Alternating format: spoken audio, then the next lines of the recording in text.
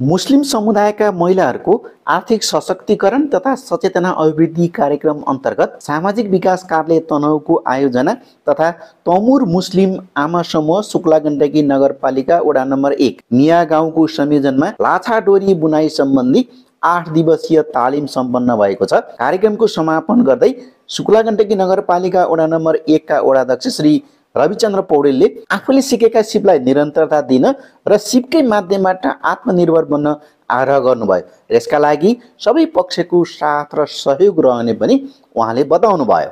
एउटा सुरुवात गर्नुभएको छ, यसलाई निरन्तरता हजुरले दिनुस्। यसलाई चाहिँ हामी अगाडि बढ्न पर्छ र अनि सबै कतिले सकिएला धेरै कुराहरू रहे। एउटा अफिस लाउँदाखेरि केही मान्छे नई भन्नेले भन्दै गर्छन् तब अगाडि मैले तब नआए ढोक्क हुन्छ तब नआइदिनु। तालिममा कुल 31 जना महिलाहरूको सहभागिता रहेको थियो। यस तालिममा भएका सिकाइ सम्बन्धमा प्रशिक्षार्थी र सहजकर्ताको भनाई अबको भिडियो सामग्रीमा जस्ताको तस्तै। शुक्ला गण्डकी 1 तनहुँका बासिन्दाहरू हामीले 8 दिने तालिम गरियो। गराउँदाखेरि अब हामी चाहिँ सधैँभरि घाँस दाउरामै व्यस्त हुन्थ्यौँ। आज हामीले यो तालिम गरेर यो तालिम हामीलाई आयो। यो तालिम गर्दाखेरि फर्स्टचोटि त हामीलाई कुरुस सिकाउन नै 1 दिन जस्तै लाग्यो, साह्रै गाह्रो भयो। त्यसपछि चाहिँ भोलिखेर चाहिँ डोरी बनाउने, अब त्यसको फुर्काहरू बनाउने यताउता गर्दाखेरि चाहिँ जस 8 दिनमा दिदीबहिनीले 3टा डोरी मात्रै, आजको सुत्दा 4टा हल्का 3टा डोरी चाहिँ बनाउन सफल हुनुभयो। र दिदीबहिनीहरूमा अझै पनि म के भन्न चाहन्छु भने हामीले यहाँ जो अलिअलि हल्का फुल्का हामीले जति सिक्यौँ यसमा चाहिँ मेहनत गर्नुस्, मेहनत दिनुस्। मेरो एउटा सानोतिनो पसल छ, मलाई चाहिँ दिदीबहिनीले मैले के भने भनेदेखि 15 दिन या 1 महिना भित्रमा मलाई 10वटा डोरी बनाएर दिनुस्। त्यसको व्यवसाय म बजार लगेर गर्छु। जस्तै मैले कस्मेटिक सामान लिएर आउने ठाउँमा म वहाँ लगेर मैले तिमीहरूको सामान किनेपछि तिमीहरूले पनि मेरो सामान किन्नुपर्छ, म त्यो लगेर बेच्छु।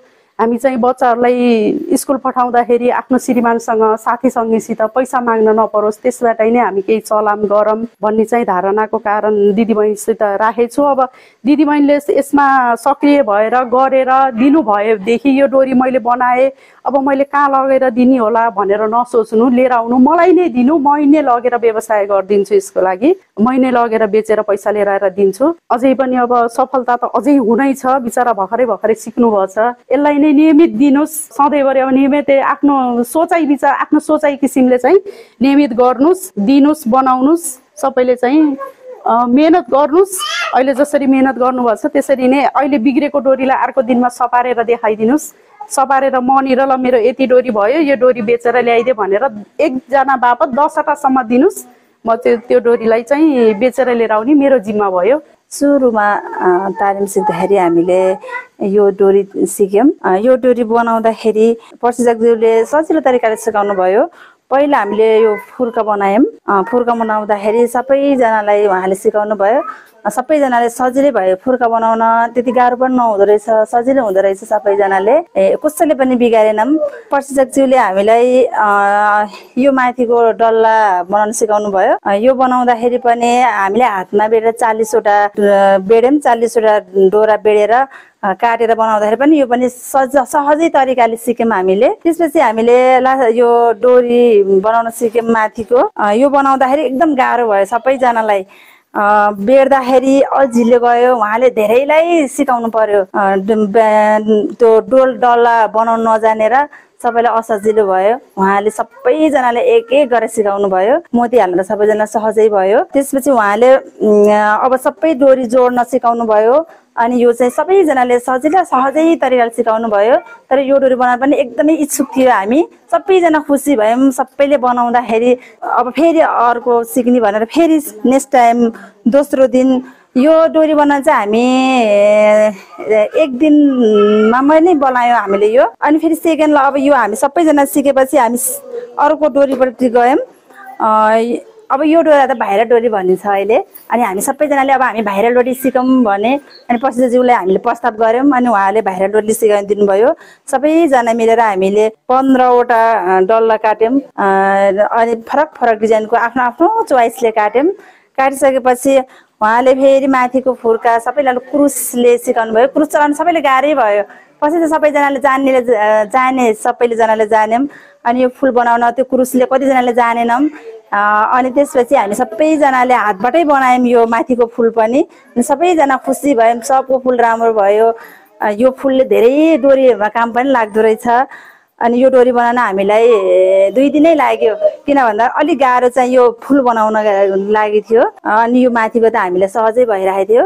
अनि अर्को दिन फेरि हामीलाई सबैभन्दा इच्छुक लाग्यो यो डोरी फेरि एकदम गाह्रो हुँदो रहेछ। फेरि यो डोरी बनाउन हामीले चुराबाट बनाउनु पर्दो रहेछ। अहिले अब सबैजनालाई यो हामी चुराबाट बनाउन सिक्न अझै इच्छुक छ भन्यौँ हामीले।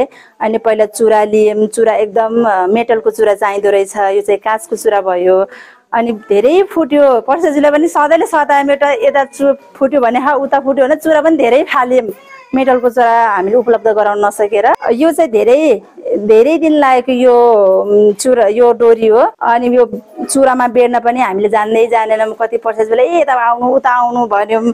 अनि यो फेरि फुर्का बनाउन पनि फेरि यो यता उता बोलाउँदाखेरि उहाँले धेरै झिझो पनि बनाइहाल्यो उहाँले, तर एकदमै सहज तरिकाले हामीलाई खुसी भएर सिकाउनु भयो। अनि यो फेरि क्रुसले चलाउनु जतिले क्रुसले चलाउनु भन्यौँ यो डल्ला। अनि कतिले जानेन, हामीले चाहिँ कतिले जानेको जतिले क्रुस चलायौँ, नजानेको जतिले हामीले हातले फुल बनायौँ। अनि मोती जोड्न त जाने भए थियौँ, यो डल्ला त पहिला हामीले सिकिरहेको थियौँ। तर एकदमै गाह्रो चाहिँ चुरा डोरी चाहिँ गाह्रो भयो हामीलाई। तर यो डोरी एकदम मन परेको हुनाले सबैजना खुसी थियौँ। 2 दिन धेरै 2 दिन भन्दा पनि धेरै लाग्यो यो डोरी बनाउन। अझै पनि हामीलाई अब यो अरू कुरा पनि कति कुराहरू सिक्न, अझै हामीलाई नयाँ डिजाइनको चुराहरू सिक्न अझै पनि हामी कति इच्छुक छौँ। त्यही भएर फेरि सरहरूलाई फेरि पनि हामीलाई यस्तै तालिम उपलब्ध हुन, यस्तै तालिम ल्याइदिनु हुन विनम्र अनुरोध गर्दै हामी सरहरूप्रति धेरै धन्यवाद दिन चाहन्छौँ।